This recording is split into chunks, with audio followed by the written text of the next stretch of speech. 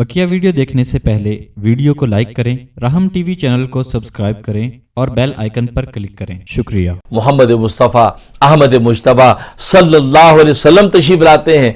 आप दीन इस्लाम की दौलत लेकर आए और आपने भी वही ज़ाब्ता इख्तियार किया कि इंसान की रूहों को पाकीज़ा किया और इंसान की रूहों को अल्लाह तबारक व तआला के साथ जोड़ा। इसलिए कि रूह असल में देखती है, रूह असल में सुनती है, रूह असल में चलती है कि दुनिया के अंदर तो ये जिस्म गोया कि एक तरह की सवारी है और रूह गोया कि एक तरह की सवारी, जिस्म उसके ऊपर सवार है।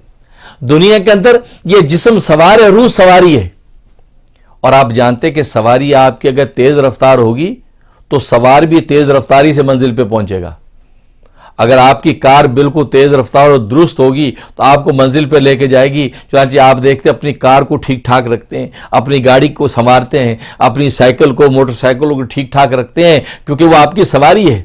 तो दुनिया में जिस्म जो ये सवार है और रूह उसकी सवारी है। जिस्म उस रूह के ऊपर सवारी करता है और सवारी अगर मजबूत होगी तो इंसान जो कि सवार मंजिल पे पहुंचता है। बिल्कुल इसी तरीके से दुनिया में अल्लाह तबारक व तआला ने रूह को सवारी बनाया और रूह को खूब संवारने का हुक्म दे दिया। अपनी रूह को पाकीज़ा रखो, रूह को पाक रखो। रूह के अंदर जितने कमालात आप पैदा कर लेंगे, रूह के अंदर जितनी कुव्वत और ताकत और कमाल होगा, तो तुम्हारे जिस्म उसके ऊपर जो सवार है वो भी उस रूह की ताकत के साथ मंजिल पर पहुंचेगा। गोया कि अल्लाह की नज़र में उस रूह की वजह से तुम्हारा ये जिस्म भी अल्लाह तबारक व तआला की नज़र में महबूब हो जाएगा।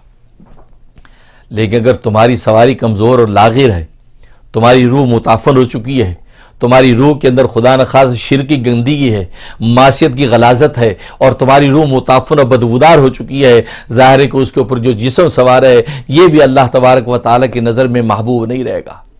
इसे तो हदीस में आता है कि बस औक़त इंसान बैतुल्लाह का तवाफ कर रहा होता है और अल्लाह से पुकारता है, या रब, या रब, ऐ मेरे रब, ऐ मेरे रब, मेरी ये दुआ कबूल कर ले, मेरी ये दुआ कबूल कर ले, मेरी ये दुआ कबूल कर ले। तो अल्लाह तबारक व तआला फरमाते हैं उसका जिस्म जो खाना है वो हराम का है, उसका पीना हराम का है, उसका पहनना ओढ़ना हराम का है। गोया कि पूरे के पूरे जिस्म की नशोनुमा जिस खुराक से हुई है वो सब का सब हराम ही हराम था।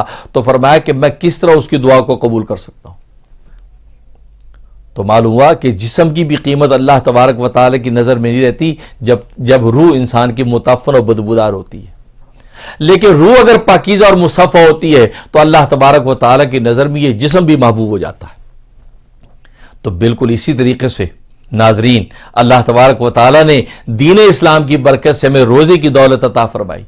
रमज़ान का ये इनाम हमें अता फरमाया कि रमज़ान के महीने में इंसान अपनी रूह के मुज़क्का और मुसफ़ा होने पर मेहनत करता है। इंसान जिस्म पर मेहनत नहीं करता, इसलिए कि जिस्म पर मेहनत तो खाना है, जिस्म पर मेहनत तो पीना है, जिस्म पर मेहनत तो पहनना ओढ़ना, ख्वाहिशात पूरी करना है। लेकिन आप देखिए अगर रमज़ान में खाना बंद कर दिया जाता है, पीना बंद कर दिया जाता है, ख्वाहिशात के दरवाजे बंद कर दिए जाते हैं, बदन के जितने तकाजे हैं सारे के सारे बंद कर दिए जाते हैं, तो मालूम हुआ कि अब इस बदन की तरबियत नहीं हो रही बल्कि बदन के अंदर छुपी हुई रूह की तरबियत हो रही है।